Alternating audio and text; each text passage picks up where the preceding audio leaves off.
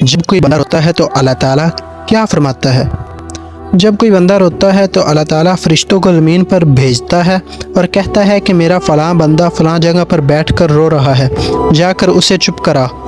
فرشتے زمین پر اتر آتے ہیں اور اس انسان کو چپ کرانے کی بہت کوشش کرتے ہیں۔ جب وہ انسان چپ نہیں ہوتا تو واپس چلے جاتے ہیں اور کہتے ہیں کہ یا رب العالمین، ہم نے تیرے اس بندے کو چپ کرانے کی بہت کوشش کی لیکن وہ نہیں ہوا۔